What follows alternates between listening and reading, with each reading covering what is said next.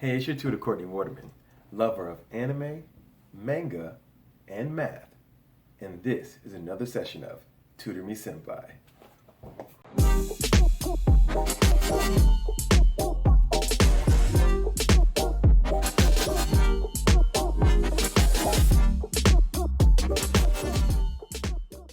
Welcome back, everyone.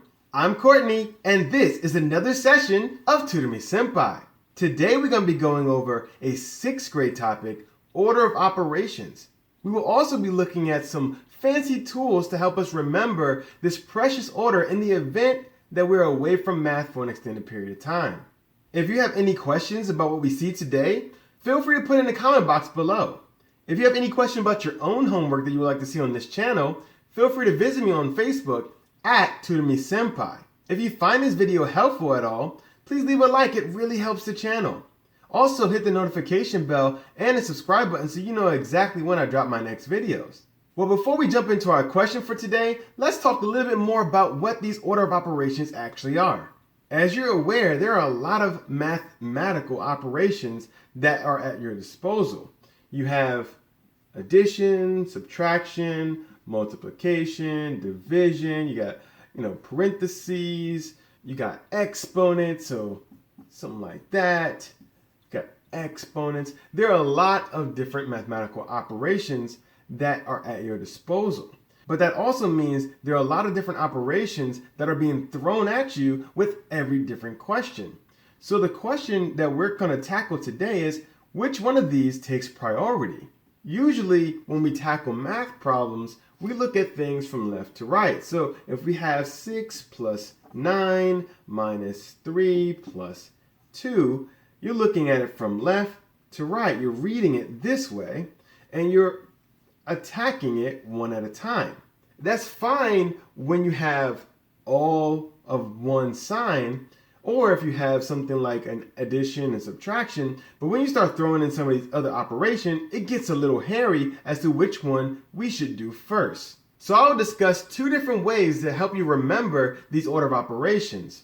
The first one is one that I grew up with called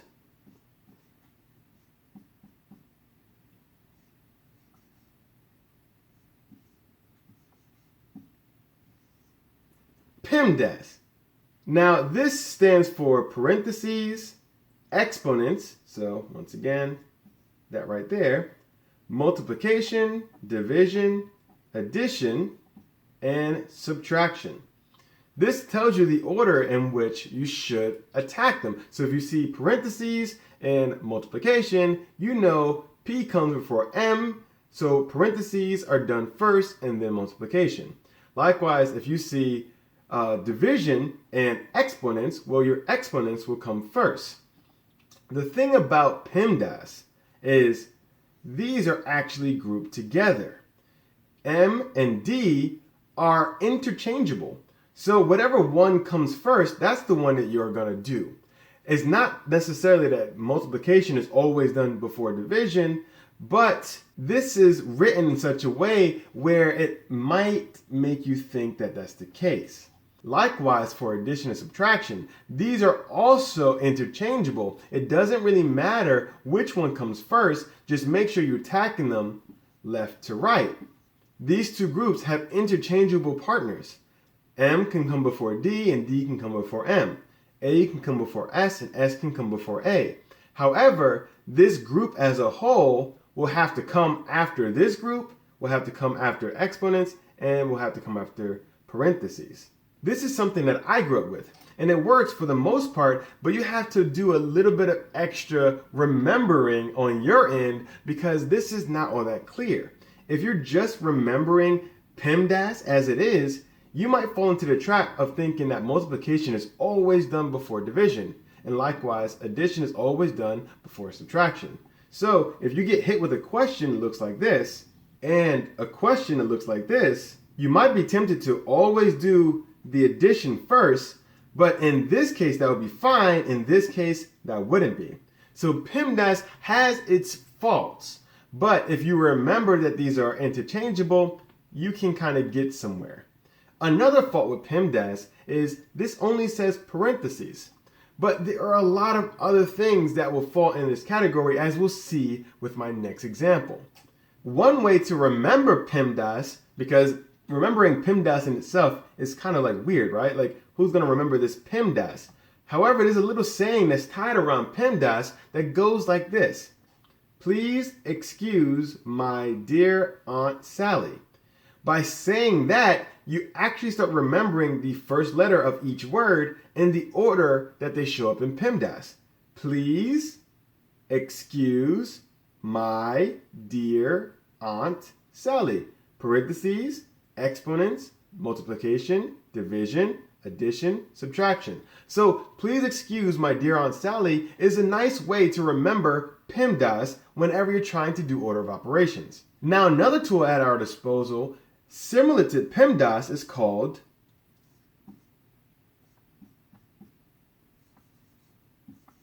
GEMA. Now this is a little bit shorter, so you might be thinking, how am I going to get the same type of coverage as PEMDAS when I have less letters here? Well, let me tell you how this gets broken down. G actually stands for groupings. So unlike before where you have just parentheses, this looks at parentheses, looks at square brackets, it looks at curly braces or curly brackets, and sometimes it even looks at the line in a fraction that separates the numerator from the denominator. So these are groupings. These fall under the G. E, just like PEMDAS, is exponents. M, this is not going to be just multiplication this time. The M here stands for multiplicative operations. Now this is just going to be your multiplication and all its different forms that it takes, and your division.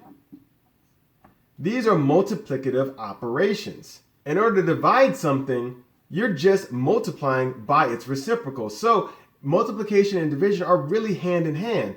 In writing it this way, you see the automatic grouping that happens, so you don't have to worry about that whole which one comes first like you would when you are operating under PEMDAS, where M clearly comes before D. Here, there's only multiplicative operations, so they come in any order that you see. You're just going to attack them from left to right.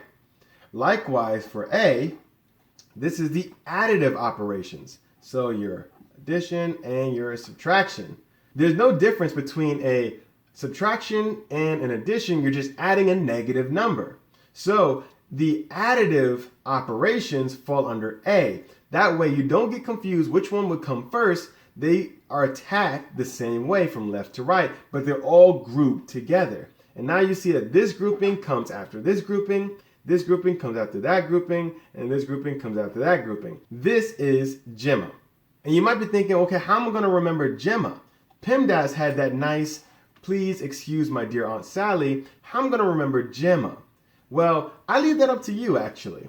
I like to think of a little story that kind of really sells it for me, that makes it easier for me to remember. For example, I thought, what if I was in a zombie apocalypse and my team was up to go get supplies, right? We get together and we have one rule. Grab enough medicine ASAP. One rule. Grab enough medicine ASAP. We want to get in, get out before any zombies show up. Now I have GEMA. So think of whatever crazy, cool, funny story that you want and try to remember GEMA. Anything that comes to mind, just make it memorable, because GEMA will really help you figure out your order of operations when time comes. Remember, G is grouping. Anything that kind of groups large amounts of numbers and other operations together.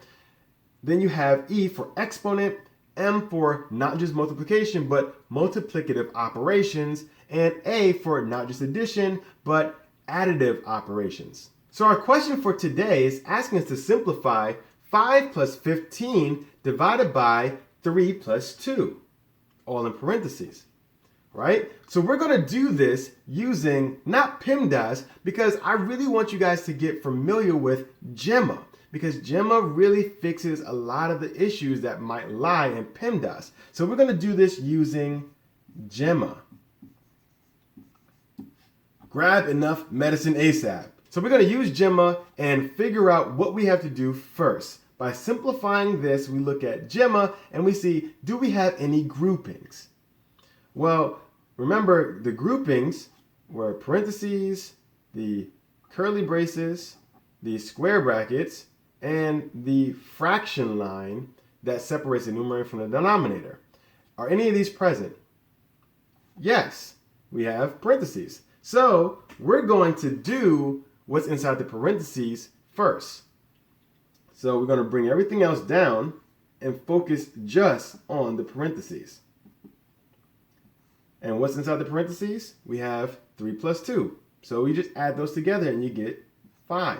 So we look back at GEMA and we try to figure out, do we have any more groupings for the G? Yes, we have some parentheses here, but there are no more operations to do inside it, so we can kind of move along. Now we look at E. Are there any exponents here? No, so we skip E as well. Now we look at M. Are there any multiplicative operations? Once again, that's not just multiplication. M is multiplication as well as division. So, do we have any multiplication or division here? Yes, we have that.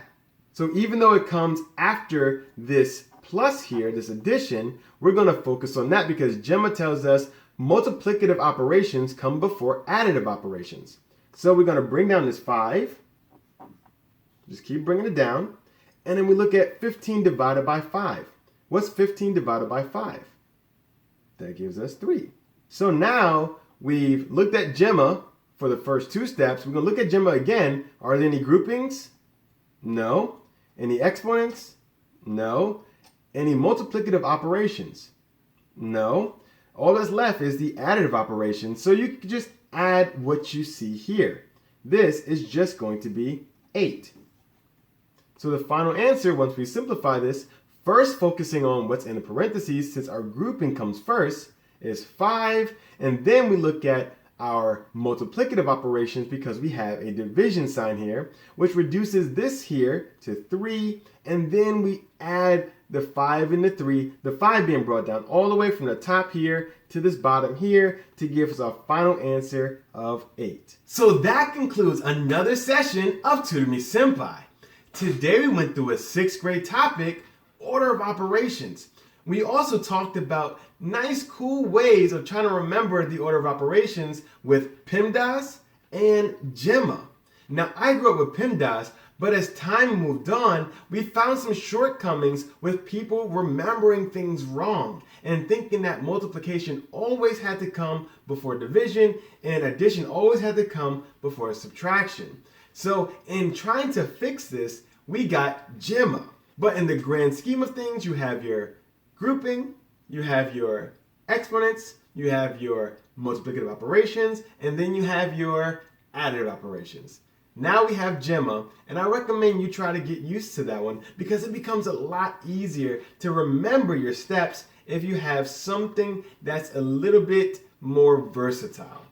Also remember, to help you remember GEMA, create your own cool story, whatever you want to do. Mine, get enough medicine ASAP. Anything that you think is going to be enough for you to remember it, I recommend you do that. Create that story, make it your own, and hit them with GEMA. If you have any question about what we saw today, leave it in the comment box below. If you have questions about your own homework that you would like to see on this channel, why don't you visit me on Facebook at Tutor Me Senpai. I'd love to hear about it there. If you found this video helpful, please leave a like. It really helps the channel. Also, hit the notification bell and the subscribe button so you know exactly when I drop my next videos. Well, that's all the time I have for today. I really hope this helped with your homework, and I'm really looking forward to seeing you again next time. I'm Courtney, and this has been another session of Tutor Me Senpai.